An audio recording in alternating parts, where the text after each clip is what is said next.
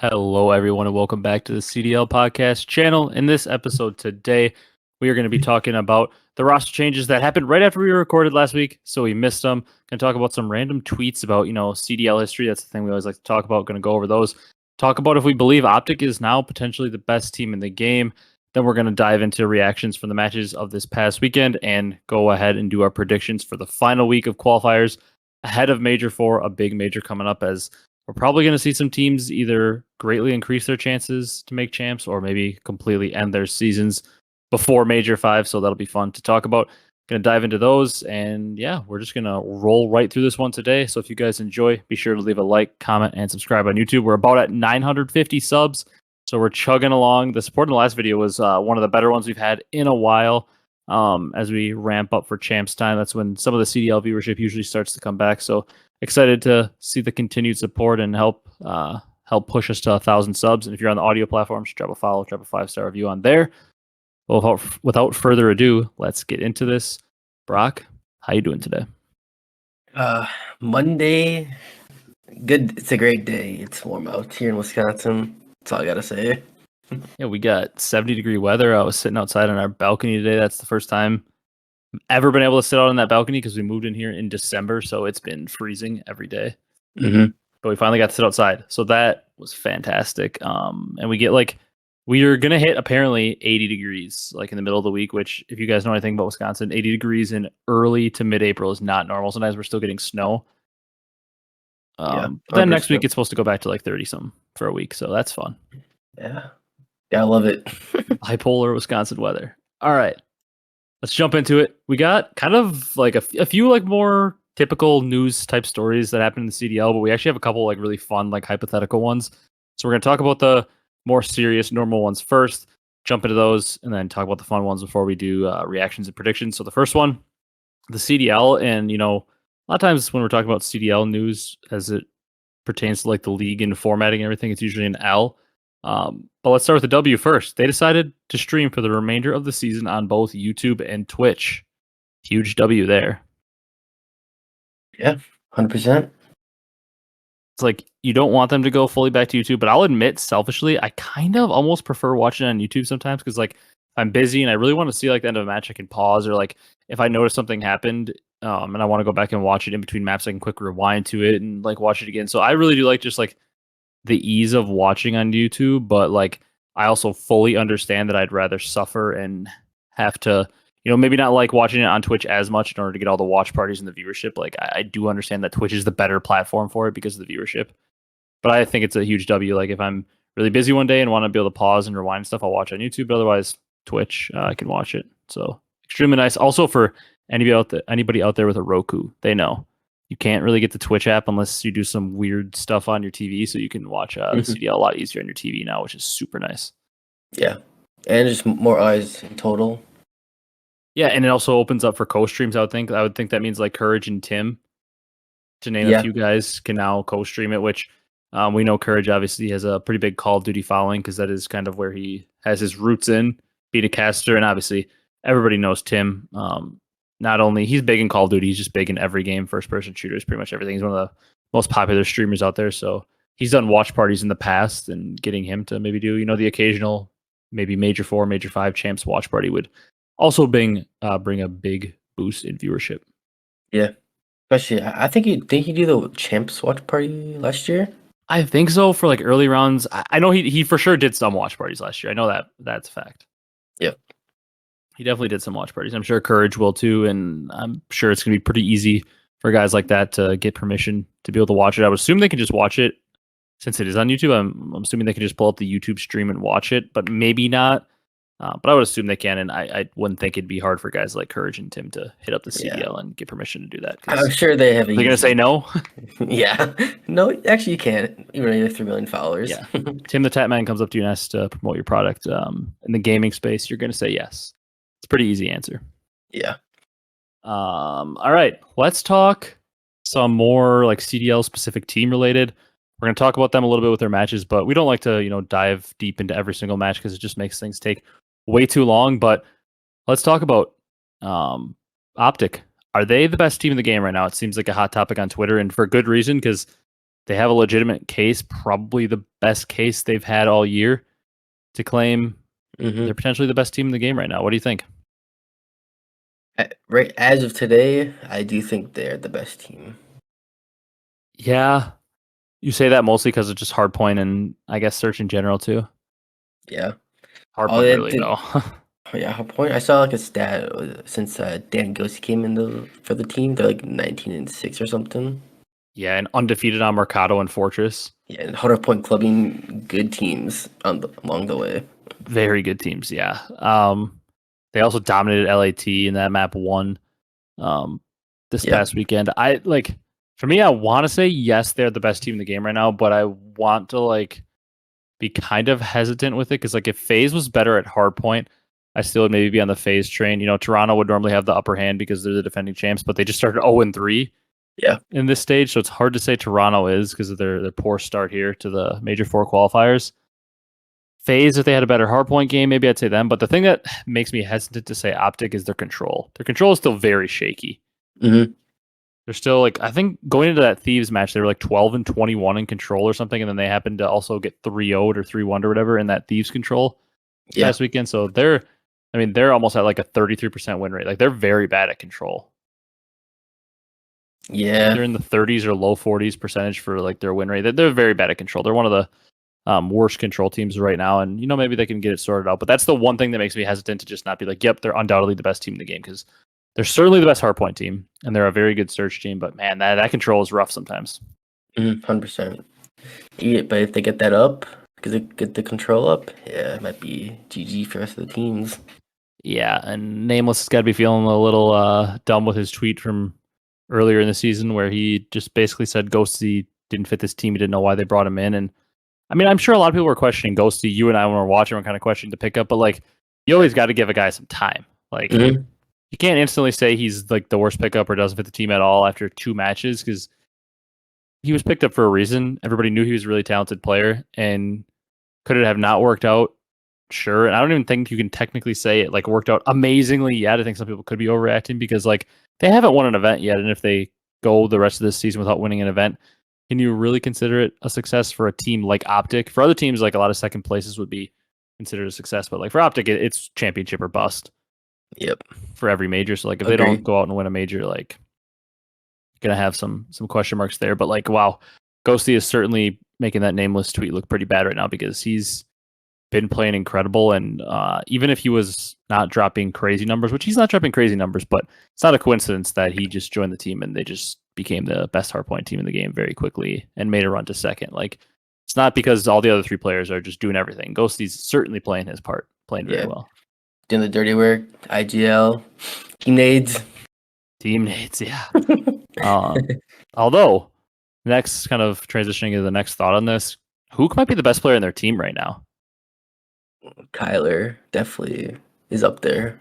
Just with the way everybody on their team, everybody on their team right now is in form. You're not the best hardpoint team in the game without everybody being on point. They're all playing very well, but Kyler is playing out of his mind. And that's where our next question kind of goes is, are Ghosty and Hook posing a threat to stay next season? I have some pretty strong thoughts still on my opinion on this, but I want to hear what you think. Are Ghosty and Hook posing a threat to stay next season? I would say not are they posing a stronger threat, because obviously compared to a month ago when Ghosty was picked up, their chances to stay are obviously stronger now because of how well they're playing. But do you think they still are posing a legit threat? You think it's a good chance they're both on the team now next year, or you still kind of feel the same way we felt before? I do think if they get our top 2 or win, I think the win has to come at champs, and then I'm pretty sure they will make a change. They won't make a change, but if not, then I could just see them still making a change. So you think if they win either major 4 or 5 but don't win champs, they'll drop them both for Civ and Pred? I would say Pred for sure. Okay, I think we're kind of on the same page. I think if they win champs, they'll stay, but I've said that the entire time. Yeah. Because it's very rare that a team breaks up after winning champs, especially in the more modern era. I think, in my opinion, you can't really judge that stat before Black Ops 3 because this champs was played like in March in mid-season, and they played numerous tournaments after. So you can't really judge it like AW and before. But Black Ops 3, you can kind of start like the team that won Black Ops 3 champs was Envy. They stuck it together through all of IW, which is very rare. Then the Dynasty won IW. They at least stuck into the next year and then broke up in World War II. In World War II, that Envy team, or not Envy, EG at the time goes on the Miracle run, and they weren't even a good team really the entire year. And they even stuck it out for the beginning of Black Ops 4. Yep. And then Black Ops 4 is kind of an anomaly because the United team wins champs, but we're going into franchising, so it's just a chaotic mess, and they don't end up sticking together. But if we had another normal season, I bet you they probably stick together after that. Yeah, it was somewhat of the same people. Yeah, like Simp, Abezy. Arcitys. Well, no, Arcitys went to Huntsman. Oh, that's right. Going into MW. That MW 19 season just is not in my mind. Block it from your memory. Yeah, I didn't really watch it, so I was I blocked it from my mind. But then MW, like, they go from 5v5 to 4v4, so that's also kind of hard to judge. But that Empire team basically stuck together. They just dropped one person and kept 4 of them. And then in Cold War, Faze wins, they stick together into Vanguard. Vanguard, Thieves wins, they stick together. So basically the team that wins champs every year sticks together. And I don't think OpTic would be a team to change that trend. But it would be so weird because it's like Pred is like basically there. And I think everybody knows Pred's probably a better player than Hook. So it is really interesting. Like, do you blow it up after champs? It's tough to do. But I think that's the only way they stick together, like for sure. I would say if they place like top 3 or better and win one of the 2 majors but don't win champs, I think Ghosty's going to stay potentially. No, you definitely could. I think the only way that Hook stays is if they win champs, though. Yeah. Because I just think it's going to be too tempting to get Pred if they don't win champs. But I think Ghosty, just based on like, I feel like after watching that podcast and kind of hearing his story and everything, I feel like Hecz has like I don't know, and this could be complete speculation. I could be completely wrong, but I feel like Hecz kind of has a newfound respect for Ghosty and really likes him as a person, as a kid. Like, wants to take him in, tell his story because he had a pretty rough upbringing, and all of a sudden here he is, a star on OpTic. So I feel like Hecz kind of likes, you know how Hecz is. He likes those stories that you can tell. And I think that he maybe likes Ghosty, likes the guy, and obviously a very good player. And, you know, the deal was always like they really wanted Pred, and, you know, maybe Sib could come with him because Sib's an incredible player as well. But if they win an event here and plays very well at the other 2 events, but don't win champs, I could see Ghosty sticking around and them just picking up Pred for Hook. But I don't know. I definitely think they're posing more of a threat to both stay next year compared to a few weeks ago. Definitely, since Hook is literally right out of his mind. I also don't get why LAG just dropped them. I mean, shoot, we're talking about what a few weeks ago. If OpTic loses to London and places top 12, the roster might not even last into Major 4. Yeah.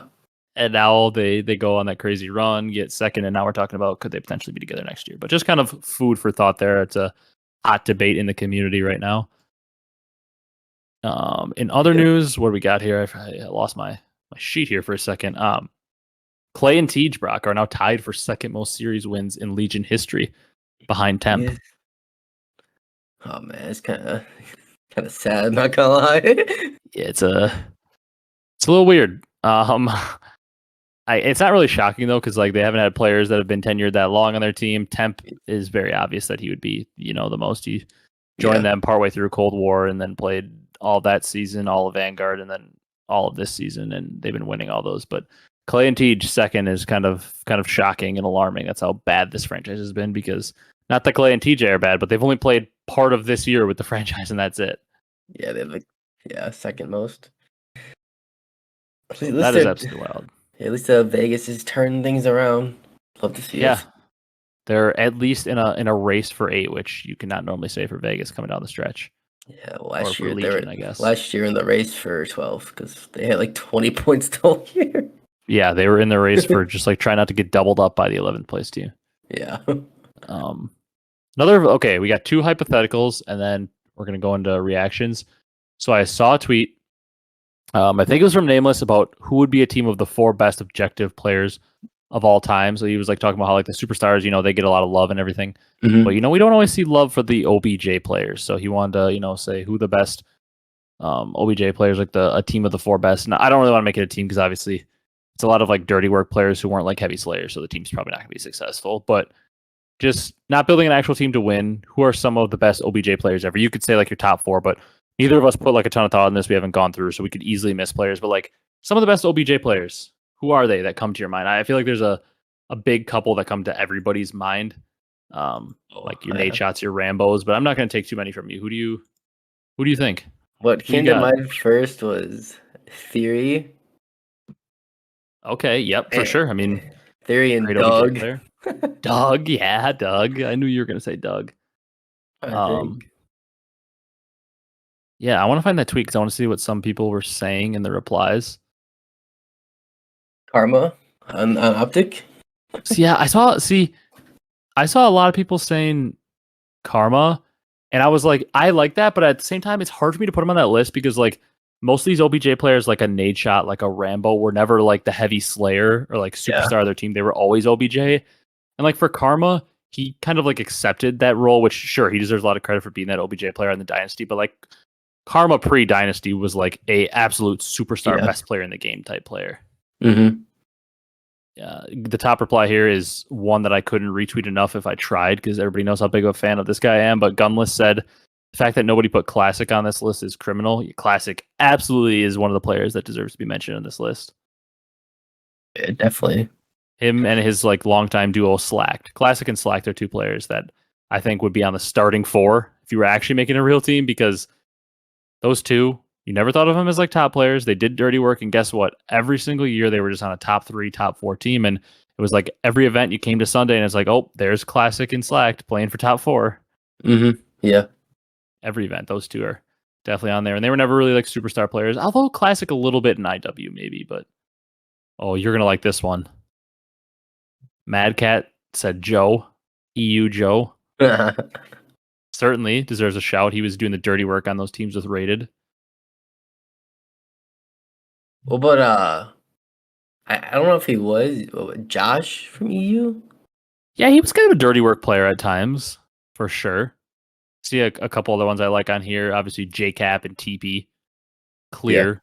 TP, I mean, maybe the poster child. TP and like Nate Chat are probably like the OG poster child, like OBJ type players, especially TP. I mean, we know he had on the Cole Dynasty, Aches, Karma, Clay, Krim, whoever it was at the time. TP was always doing all the dirty work for them. It was a huge reason why those teams were able to go on as many win streaks as they went on. Man. We got definitely a newer age fan here. He said Mac and Kismet. Kismet is a good shout though. He's a maybe not an all-time great OBJ player yet, but he's a very good dirty work type player. I see Asim. That's a good shout out too. That is a good one. Somebody put Krim on here. I don't know about that one. Krim was pretty much a superstar for majority of his early career. Enable, that's a pretty good one. I like that one. Oh, one thumb Enable, baby. Yep. People are putting Lamar on here, but I don't know. For some reason, he is like a good OBJ player, but I don't really think of him in that light. I think of more like dirty work subs is usually what I think of. Yeah. Somebody said Vivid. I don't know if I like that one. He doesn't really fit the bill as much. You have to do more like older players who were actually like designed to play OBJ back in the day. Bance, I kind of like that one. Looney's a very good one. Mm-hmm.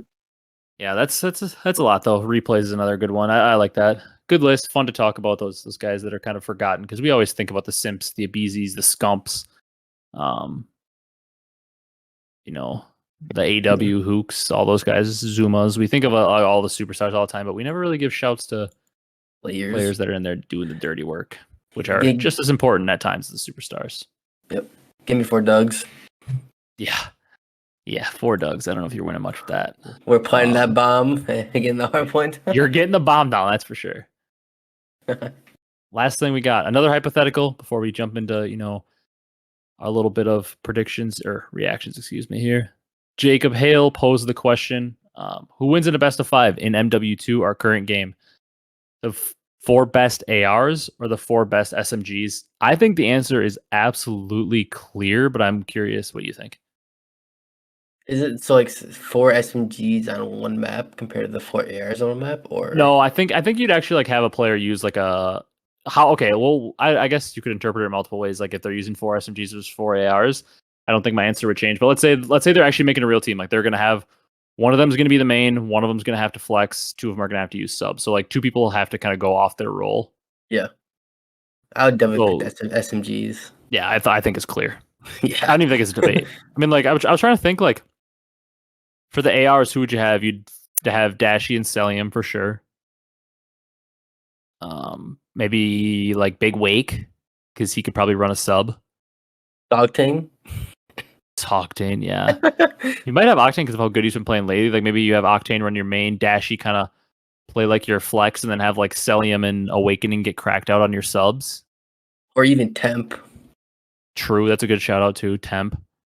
Yeah, maybe instead of Octane, just speed things up. You go like Dashy on the main, Temp on your flex to kind of speed it up, and then you get. Or I guess you could put Temp on a sub also. Yeah. Dashy and Cellium, then get Temp on a sub with I think Awakening because Awakening had to just run a sub and he could speed up the pace for you. But like to me, that SMG team, you get like Abezy and Shotzzy loose. Let Simp play with an AR. I don't even know who else. Who else would you get an AR on, as a sub? Hydra, yeah. Hydra. Give me Hydra and Simp on the ARs, and then Shotzzy and Abezy on the subs. I'll take that team. Yeah, or even throwing Pred in there for one. Oh my god, what the heck am I thinking? Yeah, I forgot about Pred. Yeah, so we're between Abezy, Simp, Shotzzy, Hydra, and Pred, one of them has to get benched. Yeah. Yeah, give me the SMGs. And we can move on there. That ended the debate. That's all I need to know. Yeah. You give a bar on the AR for the ARs. Yeah, I heard all I need to know. One of those 5 has to get benched. Yeah, that's enough. Definitely interesting though. See that happen. It's an interesting question though, because like I think people would instantly say the SMGs like we did, but like a team with Dashy, Awakening, Cellium, Temp, or whoever, like all the good ARs in the league, they wouldn't just get 100-point club whopped like we're making it sound like they would. Yeah. You could do attach and see used to play sub for the ARs. Yeah, like there are plenty of like the ARs would not get absolutely manhandled like we're making it sound, but I would definitely pick the SMGs if I had to. Yeah. All right, let's talk about a few matches from this weekend. Like usual, we don't want to jump into every single one because it is just too time consuming, but maybe talk about some teams. Let's talk about Friday here quick first. Boston over London. Nothing shocking here. Don't really have too much to say about this one. I wanted to see Boston play more with their new roster, but unfortunately, they only played London this weekend. And Kremp had a .96 in his debut. Not the worst series in the world. London came out. Asim had a huge map 1. Scraps had a huge map 1. They win it, and then from there on, they lose the next 3 maps. Boston wins. You got any other major takeaways from this series? Not really. Besides, London, they're showing some life. Yeah, they looked more competitive this week than past weeks, and Boston, good for them to get a win on the board with Kremp, but gonna need to see a lot more before I can do any real evaluation of the roster change. See a couple more matches, and we'll start talking more about Kremp and I will say though, you and I both have a lot of faith in Kremp. We've seen him play a couple times on LAN, and we were very impressed with what we saw. Yeah. Then we had Seattle take out Florida, a classic, great series from Pred. Another time this stage though, accuracy, best KD on his team, most damage in the lobby. World War II Lamar is here to play. He's in full force. I saw that.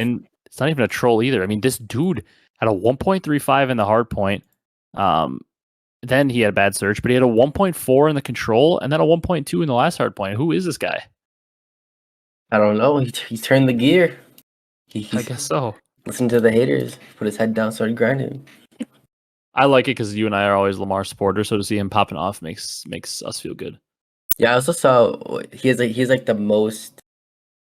It was hardpoint kills per 10 on his team right now or something like that. This stage. Wow, interesting. That's a shocking stat considering the blistering pace that like a Pred and a Mac play at. Yeah, because the kills per 10 is obviously a pretty pace based thing. Mm-hmm. But that's shocking to hear because Lamar might be having big numbers KD wise, but a lot of times it'll be with less engagements, which the kills per 10 obviously is a pretty engagement based stat. Like you have to be getting a pretty good amount of engagements to be high on that stat. Yeah. So that's shocking to hear. New York versus Minnesota.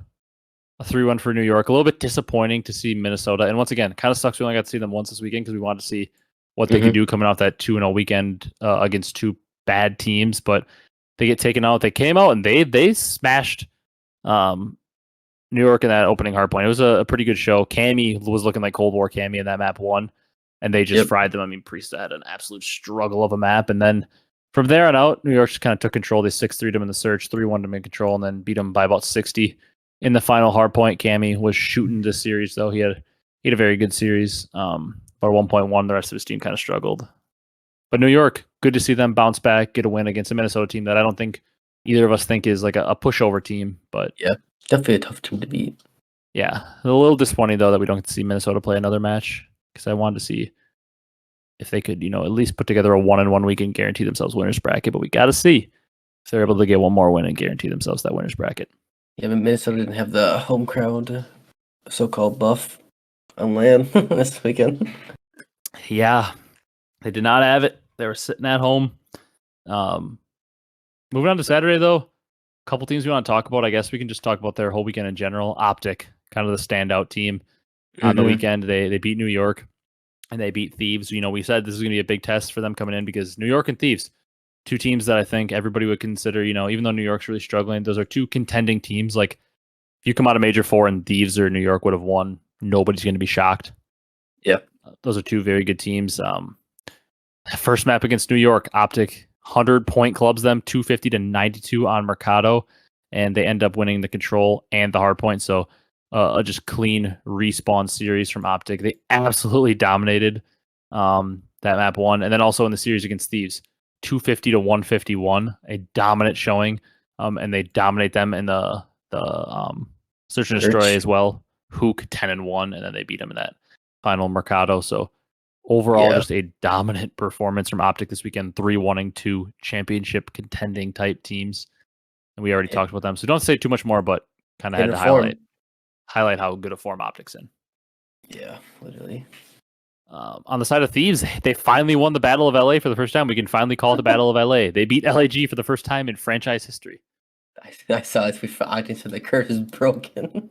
It was one of the weirdest curses in CDL because there's really only been one time ever that LAG was better than LAT, and that was for one weekend. Yeah, literally, 1 weekend in Vancouver. I don't even remember if they played there. I don't think they did, though. I don't think they did. I don't think they played each other that day. Because I'm pretty sure OpTic eliminated Thieves. I think the OpTic reverse swept Thieves. It eliminated them. Like, I think Thieves finished. We were at that event. I'm pretty sure Thieves finished like top 12 or top 8. Sounds about right. I think they got eliminated by OpTic. I think they got reverse swept in losers bracket. Yeah. But yeah, that good for Thieves to get that monkey off the back. But they did end up playing OpTic overall not like as bad as it seemed. Like, it seemed like they were just a little slow to start the series, and they dominated the control and played a tight map 4. So they didn't get absolutely blown out of the water by OpTic. They just started slow and weren't able to catch up. Yeah. But Thieves, I came out of this weekend still feeling like they're a contending team. They're rounding into form. Kenny looked very good in a lot of maps, and I like to see that. Kenny's kind of rounded into that champs Kenny form. If Kenny's that guy, got a good chance to win champs. Yep. Always when Kenny's shooting like that, and those are players I trust. Like, the lights come on at champs, I trust Envoy, Octane, Kenny, Draza. I trust those players to step up. Yep. They could go into champs limping, and I would still not be surprised to see them around. Search is a little iffier now, but that's just Thieves. That's the nature of this team. Search is always going to be a little iffy. They just got to put together on tournament weekend. Yep. Disappointing team from that Saturday, but they redeemed themselves on Sunday. Vegas. Oh, everything is set up for them to get a top seed and get a lot of points, and they lose to London. We'll talk about what that meant for me in a second as we get into predictions here, but let's just say if Vegas wins that match, I would have had a perfect weekend for predictions. Vegas trolled. However, they did get down 1-0 against LAG, then they absolutely stomped them in the Search and Destroy with 11-1 masterclass from TJ. Then they got down 2-1, and things were looking scary, but they won the Zarqua and then 6-1 to map 5 for a 12-1 Search and Destroy round count. So at the very least, we saw a very good bounce back out of Vegas. Show some composure because they could have easily lost full and lost 2 matches in the weekend to just chalk themselves for the year. But they were able to clutch up, get to 2-1. Now They play Toronto and Florida and just need to win one of those games to guarantee winner's bracket. Yeah, they bounced back. 2-1. Yep. Okay, gonna see the composure. Yeah, 2 more teams to mention here. I want to talk about Faze. They 3-1 Toronto in their only match from the weekend. Good to see them bounce back and beat Toronto, who beat them at the last major. But Faze has still got to figure out this hard point. They got beat by over 100 points on the hotel. Hard Map point's 1. still iffy. Yeah, they won the Mercado, but like, man, you just can't be getting blown out with when you got Cellium, Simp, and Abezy on your team. Can't be getting blown out like they are on hardpoint. So weird. It's like There's also, I don't know. Hardpoint. I'd have to watch back this map a little bit, but to me, there's a problem when you have Cellium and Abezy both dropping 1.3s and you're losing by over 100 points. To me, that's some kind of pacing issue that's going on in the map. Like, you can't have multiple players dropping 1.3s in a pro match and you're getting smoked. Yeah. Like, something's off there. It's a little weird. Yeah, something's a little off there. And that's always been a case with Cellium, but I'd have to really go watch VOD to dive deep into exactly what that is. But that's a little bit weird. Yeah, I feel like Simp. I think Simp struggled with hardpoint this year for some reason. Yeah, he like has random game modes or random stages where he struggles, and it's like I wonder if he's just not comfortable with what's going on. Yeah, like within his role. But then, like once again, you look at his KD in the series, he had a 1.01 in high damage. So like, yeah, Simp has a 1, and it's like, what's wrong with Simp? It's kind of funny because that's how good he is. We're so used to just not seeing him like just be 1.4s, 1.3s all the time. Yeah, like if Simp has a lower than a 1.2, you're like, man, what happened to Simp? Yeah, because that's just, I mean, the standard he has. Set for himself. Yeah, he set the standard so ridiculously high for himself because I mean we know him as potentially a player that could go down as the greatest of all time. So he's got a pretty high standard he set for himself. Especially but he earned that standard. Especially if you watch Black Ops 4, literally like double positives every match when he first came out. 1.3 was bad for him in that game. Yeah. Yeah, but that's not a bad weekend from FaZe. They got to fix their hard point, but at least they're able to beat a good team like Toronto. Then Toronto was the other team I wanted to mention. They are able to bounce back and get a 3-0 over Florida, but they're definitely going to need to 3-0 Vegas and have some other help go their way in order to make winners. So rough out of Toronto that they go from winning the event to potentially being in losers bracket. Yeah, that's tough. Tough stuff for them. It is tough, but it's like that. I wasn't really, I guess, too surprised. That's how each happened. Yeah, and they had like enough tough matches, but at the same time, also it's like, really, like, come on, Toronto. I mean, they lose to, who was it here? They lose to Boston, which is like, yeah, not surprising. Seattle, not surprising. Like those are two good teams. Then they lose to FaZe. Like we did mention, they had a really tough schedule and they could lose. But like, man, you're defending major champs. You'd think you are going to be able to get one win between Boston, Seattle, FaZe. Like get one on the board. But like you said, maybe Toronto can make a really good run in the losers bracket. They did happen to play 3 very good teams and they lost to 3 very good teams. And 2 of them were a game 5 and they got 3-1 by FaZe. So there's still a world where they make a good run, but it's just unfortunate they have to start in losers because it's obviously a lot harder to make a run from losers. So you have no room for error. Yep, 100%. All right, you ready to go and dive on into predictions? Yeah, let's do it. All right. So we got our final week of predictions here. Interesting standings from last week. We're going to change the rules a little bit in order to, bend it for Brock to have a better chance to come back here. Because I had an interesting, week 2 for Major 4 here. So we went over, every week we go over, we have our scoring system where if you get it, we put our confidence points on, we put either 1 or 2 points on every match, and then we each get to put 4 points on one match. If you get that right, you get that many points. So like if you put 2 points on it, you get it right, you get your 2 points. Get it wrong, you lose 2 points. Pretty simple. And then if you get the correct map count in a series with the correct winner, like you get it perfect, you get a bonus point. So I got no map counts right, oddly enough, this weekend. But I got every single match right except for Ravens versus Vegas. I picked Vegas to 3-1 Ravens, and Ravens obviously 3-1 Vegas. So I had an entire weekend perfect except for London versus Vegas, which is good for the record-breaking score that we've ever done. I had 16 points this week, and for reference, the next closest was when I got 12. And Barack's high score in the year is he got 9. So I had 16, and really like The 12 I had was the only other double-digit score of the year. Brock's had 9 once.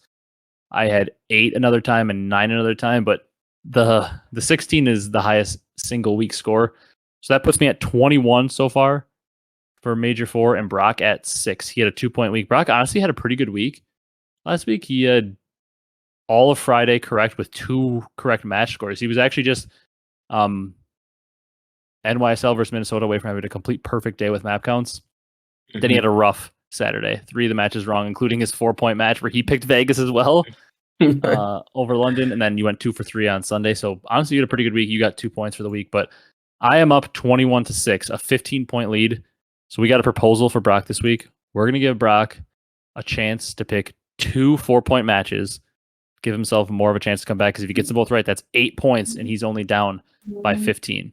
So that gives him a pretty good chance to swing and make him basically like having 2 4-point matches basically means like he doesn't have to absolutely just pick opposite of me. That's kind of boring if he's not even picking teams he believes can win, but he doesn't have to completely pick opposite of me if he gets 2 4-pointers. But the catch is he can't veto whatever my 4-pointer is. So going to give Brock a little bit more of a chance to come back and make it interesting so I don't get up 3-1 going into Major 5 and have the win locked in. But let's jump into these predictions. Friday, we start with Toronto versus Vegas. Toronto probably needs to 3-0 or at worst 3-1 in order to have a chance to make winners. Obviously, if they lose, they're not winners. This is a big match, though, because a win secures winners for Vegas and makes it very interesting because then they would only have to beat Florida to go 4-1 and potentially be our number 2. Potentially, Vegas could be the number 1 seed if they win. That's wild to think about. Both matches. If they win both matches this weekend and OpTic loses to like both Boston and LAG, which is unlikely, and LAT loses to Minnesota, which is unlikely, there's a chance. Vegas has a greater than 0% chance to be the 1 seed in our final week here, which has probably never been a thing. Yeah, literally. But obviously, Toronto with a loss is guaranteed to be in losers bracket and has a slim hope to make it to winners if they win. So who you got here? You want me to go first? I'll go first for this one. Okay. I'm just Toronto 3-1. I was putting 2 points. You think they're gonna bounce back and give themselves a chance? Yeah, back against the wall. I feel like I want to give you a chance to come back, and I really also want to pick them. I'm gonna say Vegas takes the pressure off themselves for their second match. I think they come out and they win. I think they win in a 3-2. I'm only going to put 1 point on it, though, because I'm not crazy confident, because I still do think Toronto's a better team. But I like Vegas' chance to win both the searches if they're able to force them at 5. I think Toronto's probably going to 3-0 them in the control. I think it'll be one of the fastest controls we see all year. I think Toronto will absolutely smoke them in that. But I think that it's like a Toronto come out, win map 1. Vegas wins map 2. Toronto smokes them in the control, but Vegas comes out with some fire in map 4, forces a game 5. And I do think if this series does go the distance, I like Vegas a lot. I like Vegas over almost any team in a game 5. Yeah. They can force it, and I think they find a way to win one of the hard points in both searches, and they win 3-2. But I'm only putting 1 point because, like I said, I want to pick some opposites of you to make it interesting, but I'm not that crazy that I'm super confident in Vegas. Yeah, I agree. All right, then we got LAG versus Texas. What'd you say? Is TJ going to go off in game 5? He might. He tends to. He went 11-1 in that search earlier this week. That was a map 2. But still, TJ does tend to go off in the map 5s or in search in general. All right. LAG Texas, Brock. You gonna pick your LAG boys? I'm gonna go out on a limb here and say this is gonna be my 4-pointer, by the way. My 1 4-pointer. And I ain't going the way that you usually go in LAG matches. I'm going OpTic. Going OpTic 3-0. And I'm putting my 4 points on this one. Man. I am giving you some advantages this week by getting multiple 4-pointers, but I got to lock in the 4 points on the one I really, really think to, also help my case. I'm going 3-0 OpTic. I think they're just going to absolutely smoke them in the hard point. I think Search, they're probably going to smoke them as well. And then I think the one chance that LAG really has to win a map is because OpTic is pretty shaky at control. LAG could take that, but I'll just say OpTic has enough momentum and LAG lost enough full that OpTic 3-0s them. Give me Texas 3-1. I can also put 4 points, right? Yep. We're doing no restrictions. Do it. You just want to counter me here so you can keep it close? Yeah, I'll say that, and then I'll literally LEG's gonna win now. Yeah, that's how it works. Every time you pick against them, they'll somehow find a way to win. Yeah. All right, Atlanta versus Minnesota. You know, Minnesota, we wanted to see them get a test, and they get a test this week because I didn't realize how hard their schedule was coming up. But I didn't realize after those first two easy matches, they had to play New York, Atlanta, and then Thieves. That's tough for them. Things are looking up for Vegas. I mean, Minnesota could go 2-3. They could fall to losers. Vegas just has to beat Florida this week to guarantee winners. Things are looking up for Vegas to try to make a run, and I actually kind of like it because it could make things for Major Five super interesting. Like every match could count for a lot because they could be like virtually tied heading into Major Five. Yeah. I'll take Atlanta 3-1. I'll put 2 points. Okay. I'll give Minnesota the hard point. Okay. Unfortunately, I don't want to pick as similar to you as possible, but I'm picking the exact same thing in amount of points that you actually just did. I'm doing Atlanta 3-1 and 2 points. I actually do think, as odd as it sounds, I think Faze is going to lose the map 1. They've been struggling in hardpoint. They've been struggling in map 1s a little bit here and there. I think they're actually going to lose map 1 to Minnesota. Minnesota's going to come out hot, and then I think Faze is going to rattle off 3 straight maps and win 3-1. Also putting 2 points on it. Yep. London, New York, Brock. This seems like a decent candidate for your other 4 points to go on, but I don't know where you're going to go with that. But I'll go ahead and pick first. I say NYSL are going to win this one. I think it's going to be oddly close. I think it's going to be a 3-2. I'm going to put 2 points on New York to win this, but I think it's going to be oddly close, and it's going to go to a map 5. Oh, man. I don't know where to go here. I will say you still got your bonus 4. You don't have to use it here, but you obviously want to pick opposite of me on some matches, but you also want to do it in a smart way. But maybe you believe London could take them out. I don't know. I'll do NYSL 3-1, 3-1. Okay. Assuming you're putting 2 points on it because you almost have to on every match. Yeah. Okay. Yeah, I'll keep it. I was thinking maybe I was gonna take a London 3-2 game 5, but nah. I mean, an underrated way that you can also gain some points on me here is even though you're picking OpTic in that first match like me, and you're picking NYSL in this match, you did pick different map counts. All of a sudden, you get those map counts right. That's a bonus 2 points that you get because you do get 1 point if you get the correct map count, as well as the correct team. So picking different map counts to me is also big to potentially help you get an extra point here and there. Mm-hmm. All right, Florida versus Vegas. Based on your model, Vegas is fighting for their winners bracket life, and on mine, they've already got it secured and are just going for seeding. But this has got to be a win for Vegas. I think there probably is a greater than likely chance that this is for winners bracket because they probably, in all likelihood, lose to Toronto in the first match. In more cases than not, they probably do. But this could be for their winners bracket life. You think Vegas gets it done, or you think Florida plays spoiler? Vegas gets it done in a 3-2 fashion. And 2 points, I'll put.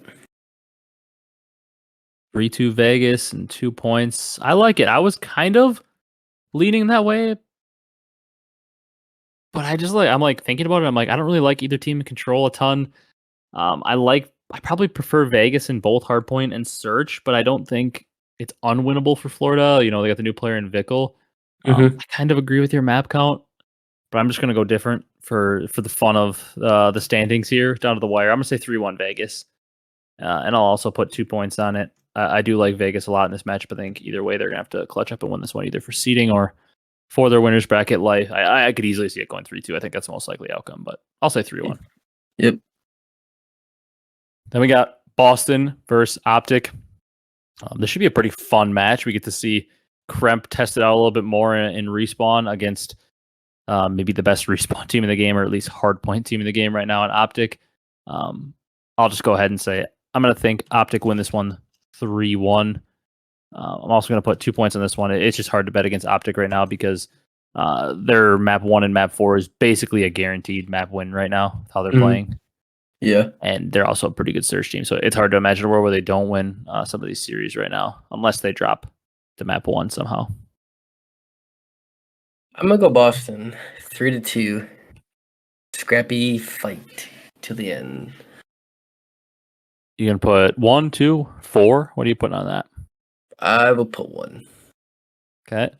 Going a little conservative, but I don't mind it because, it's one of those definitely closer toss-up matches, and you got to go opposite of me to get some Yeah, points. I'm just thinking that Texas, they're gonna win against LAG and then be 4-0 and be like basically have winners already locked.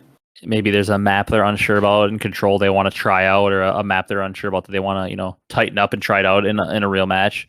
Yeah. And they lose it. We've seen teams do that in the past. They have like a winners bracket spot, locked up, don't care too much about their seeding, and they just kind of mess around and try out a new map. We've definitely seen that before. Yeah. I don't mind the pick at all. Then we got Atlanta versus Seattle. This is always a classic banger of a match. One of the best franchise matchups we have in the CDL. Always seem to produce some good matches for us. You lean in one way or the other here? You think Atlanta's able to get it done, or you like Seattle? You go first. All right. I was kind of thinking that that's what you'd say because it's really fair to pick either team. I'm going to say Seattle gets it done because everybody knows I'm always a Seattle supporter. I think Seattle, they always seem to go map 5, and it always seems to be after Atlanta goes up 2-0.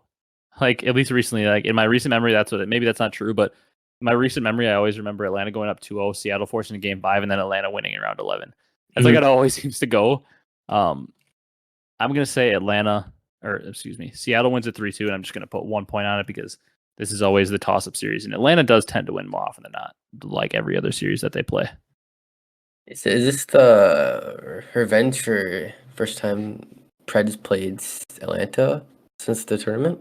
Yeah, I think this is the first time they played since he got shotgunned by Simp and Shotgun Laura revenge tour. Yeah. I will do the opposite of you, but I'll put 2 Atlanta points. 3-2? Yeah. And 2 points? Yep. I like it. I figured you were going to go opposite of whatever I picked in that match. I should have just gone first right away because that's definitely one of the other toss-up matches. Then we got Seattle going into Sunday against your boys, LAG. There's no doubt for me on this one. Seattle 3-0. 2 points on it. I think at this point, LAG are basically like, no, they're out of champs, and they just lost full that they had to play OpTic in Seattle this week. Yeah. Give me a 3-0 and 4 points. For Seattle, you're going to pick your boys LAG. No, I'm done with LAG for now. You're done until next year? Seattle, yeah. Well, actually, you're probably done forever then because they're probably not going to be around next year. Hopefully somebody buys them and keeps the same name. Yeah. Seems like All the right. most 3-0's 30-minute series. LAG Yeah, gets out of there. Seems like it could certainly be a fast one, maybe the quickest one on the weekend.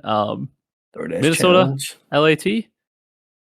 Could be a toss-up series. This could be an interesting series too because we're thinking Minnesota loses to Atlanta to fall to 2-2. So Thieves already have 3 wins. They're no matter what happens. Sorry, this is their first or their only match of the weekend. I was thinking for some reason they played earlier when I saw LAG, but Thieves are already 3-1. They have winners bracket guaranteed. So not as important of a match for Thieves, and we know how they tend to struggle to get up for matches. And all likelihood, Minnesota has already lost to Faze at this point, and they're 2-2, fighting to guarantee a winner's spot. You think Minnesota gets it done, guarantees winners? Or you think Thieves is able to take them out? I can go first if you want me to. I'll go first. Okay. I'll give me a 3-1 Thieves. And Okay. 2 points. Do I want to make this interesting and go with Minnesota to make it fun? And I will. I will for the fun of the podcast. I'll say Minnesota wins in a game 5, and I'm only gonna put 1 point because I don't even know if I really believe they're gonna win. But I'm a Minnesota supporter. I'm a big Rocker supporter. Always have been, and I think that it's not impossible for them to win because this does seem like a narrative match for Thieves. The winners bracket locked up. Maybe they're not as locked in online. That's definitely a trend with Thieves. Yeah. And matches that don't really matter as much online, they tend to not be as locked in. So I could see a world where Minnesota takes them out 3-2. Yes. These are ending the qualifiers out strong. Yeah, I wouldn't be surprised if they go 4-1. We end with a classic sports rivalry: Yankees, Red Sox, Subliners, Boston. Kind of on the same the same level of rivalry there. One only is like 2 years old. One's over 100 years old. But Yankees, Red Sox, Subliners, Breach. Who we got in the New York Boston rivalry? I'll go first. I'll go ahead and say I think Boston's going to get it done.